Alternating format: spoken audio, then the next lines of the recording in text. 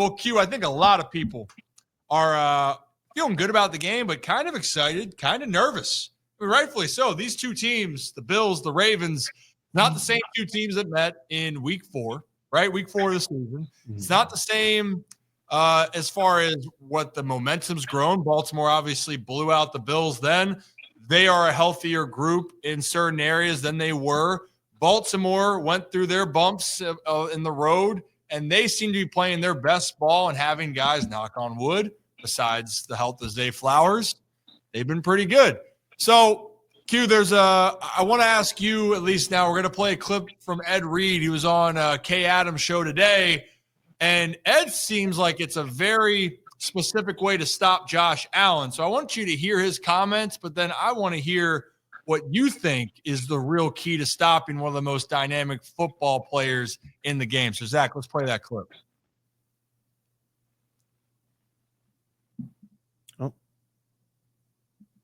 Why is it not? Try it again.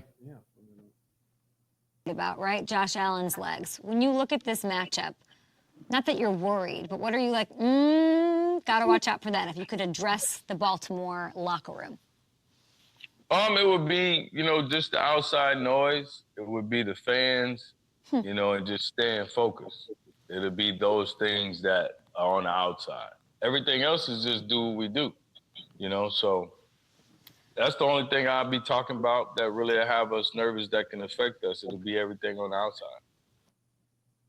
So everything on the outside. We even heard Roquan Smith, Q, even say, it's simple. We got to do what we have to do. So why don't you explain what the Baltimore Ravens, what that means, what they have to do inside that locker room, and then when they take the field up in Buffalo?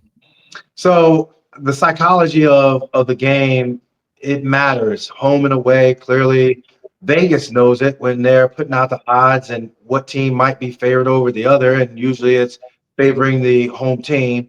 Some of the metrics when it comes to traveling from one coast to the other and all those things.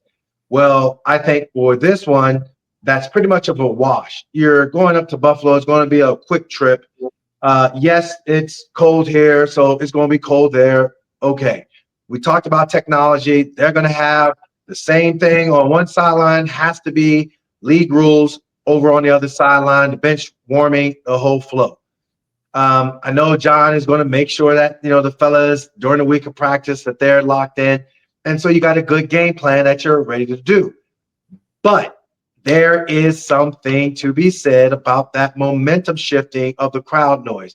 That one little nuanced play that you didn't hear, or did you go in motion the right timing, or did the center hear or make the right call, or did you relay the call on the offensive line?